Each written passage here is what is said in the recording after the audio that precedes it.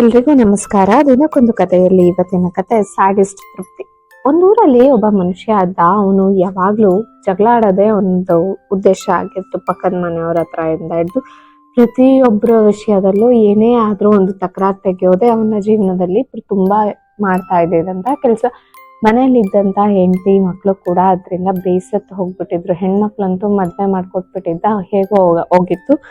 ಗಂಡ್ ಮಕ್ಳಂತೂ ಸಾಕಾಗಿ ಹೋಗಿದ್ರು ಅಪ್ಪನಿಂದ. ವಯಸ್ಸಾಗ್ತಾ ಆಗ್ತಾ ಹೆಂಡತಿ ಕೂಡ ಇಹಲೋಕನ ತ್ಯಜಿಸಿದ್ಲು. ಗಂಡ ಒಬ್ನೇ ಇರ್ತಾ ಇದ್ದ. ಒಂದು ದಿನ ಗಂಡನ್ಗೆ ಏನ್ ಮಾಡೋದು ಅಂತ ಗೊತ್ತಾಗ್ತಾ ಇರ್ಲಿಲ್ಲ. ಅಂದ್ರೆ ಎಲ್ಲರ ಹತ್ರನೂ ಜಗಳ ಆಡಿ ಏನ್ ಮಾಡ್ಬೇಕು ಅನ್ನೋದ್ ಮುಂದೆ ಯೋಚನೆ ಮಾಡ್ತಾ ಇದ್ದ.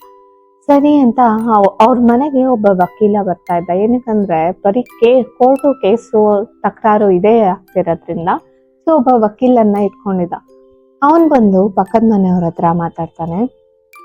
ಹೇಳ್ತಾನೆ, ನೋಡಿ ನಮ್ಮ ಕಕ್ಷಿದಾರರು ಈ ತರ ನಿಮ್ಮ ಹತ್ರ ಮಾತಾಡ್ಬೇಕು ಅಂತ ಅನ್ಕೊಂಡಿದ್ದಾರೆ. ಅವ್ರ ಹತ್ರ ಬಂದ್ ಮಾತಾಡಿ, ಅವರು ಸ್ವಲ್ಪ ಕೊನೆ ಟೈಮಲ್ಲಿ ಇದ್ದಾರೆ, ಇನ್ನೇನ್ ಸತ್ತೋಗ್ಬಿಡ್ತಾರೆ ಅಂತ ಅನ್ಸುತ್ತೆ, ಇಹಲೋಕ ತ್ಯಜಿಸ್ಬೋದು. ಅವ್ರ ಆಸೆ ಏನು ಅಂತ ಕೇಳ್ಕೊಳ್ಳಿ, ಅವ್ರೇನೋ ನಿಮ್ಮನ್ನ ತುಂಬಾ ಮಾತಾಡ್ಬೇಕಂತ ಪಶ್ಚಾತ್ತಾಪ ಪಡ್ತಾ ಇದ್ದಾರೆ ಅಂತ ಹೇಳ್ತಾನೆ. ಸರಿ ಅಂತ ಪಕ್ಕದ ಮನೆಯವರು ಅಯ್ಯೋ ಇನ್ನೇನ್ ಹೊರಟೋಗ್ಬಿಡ್ತಾರೇನೋ ಅಂತ ಬೇಜಾರ ಮಾಡ್ಕೊಂಡು ಬಂದ್ಬಿಟ್ಟು ಮಾತಾಡ್ತಾರೆ. ದಯವಿಟ್ಟು ಕ್ಷಮಿಸಿ, ಈ ತರ ಎಲ್ಲ ಆಗೋಗಿದೆ, ನಿಮ್ಗೊಂದು ಪತ್ರ ಬರ್ದಿದ್ದೀನಿ, ಈ ಪತ್ರನ ತಗೊಳ್ಳಿ, ಇದರಲ್ಲಿ ಇರೋ ತರ ಮಾಡಿ ದಯವಿಟ್ಟು ಅಂತ ಹೇಳ್ತಾನೆ. ಸರಿ ಅಂತ ಸುಮ್ಮನೆ ಹಾಕ್ಬಿಟ್ಟು ಹೋಗ್ತಾರೆ. ಮಾರನೇ ದಿನ ಅವನು ಸತ್ಯ ಹೋಗ್ಬಿಟ್ಟಿರ್ತಾನೆ. ಸರಿ, ಏನು ಇದ್ರಲ್ಲಿ ಪತ್ರದಲ್ಲಿ ಬರ್ದಿದ್ಯಲ್ಲ ಅಂತ ತೆಗೆದು ನೋಡಿದ್ರೆ ಅವನು ನಾನು ಸತ್ ಮೇಲೆ ನೀವು ನನ್ನ ಎದೆಗೆ ಮೊಳೆಯನ್ನ ಹೊಡಿಬೇಕು ಅಂತ ಬರ್ದಿಟ್ಟಿರ್ತಾನೆ.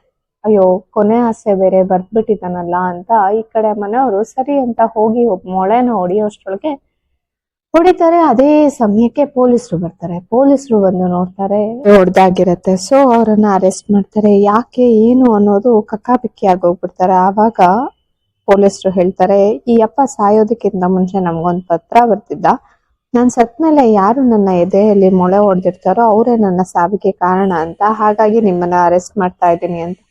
ಅಯ್ಯೋ ರಾಮ, ಈ ಅಪ್ಪ ಸತ್ರು ನಮ್ಮನ್ನ ಬಿಡ್ಲಿಲ್ವಾ, ಇಂಥ ಸ್ಯಾಡಿಸ್ಟ್ ಇವನು, ಈ ಸ್ಯಾಡಿಸಮ್ ಅಲ್ಲಿ ಅವನಿಗೆ ತೃಪ್ತಿ ಸಿಗುತ್ತಾ ಅಂತ ಈ ಮನೆಯವರೆಲ್ಲ ಗೊಣಕೊಳ್ಳೋದಕ್ಕೆ ಶುರು ಮಾಡ್ಬಿಟ್ಟು. ಹೀಗೆ ಕೆಲವ್ರು ಇರ್ತಾರೆ, ಬದುಕಿದಾಗ್ಲೂ ತೊಂದರೆ ಕೊಡ್ತಾರೆ, ಹೋದ್ಮೇಲೂ ತೊಂದರೆ ಕೊಡ್ತಾ ಇರ್ತಾರೆ. ಅಂತವ್ರಿಂದ ನಾವು ಜಾಗೃತರಾಗಿರ್ಬೇಕು ಅಂತ ಹೇಳ್ತಾ ಇವತ್ತಿನ ಕಥೆಯನ್ನ ಮುಗಿಸ್ತಾ ಇದ್ದೀನಿ. ನಾಳೆ ಮತ್ತೊಂದು ಹೊಸ ಕಥೆಯೊಂದಿಗೆ ಭೇಟಿ ಆಗೋಣ. ಅಲ್ಲಿಯವರೆಗೆ ನಮಸ್ಕಾರ.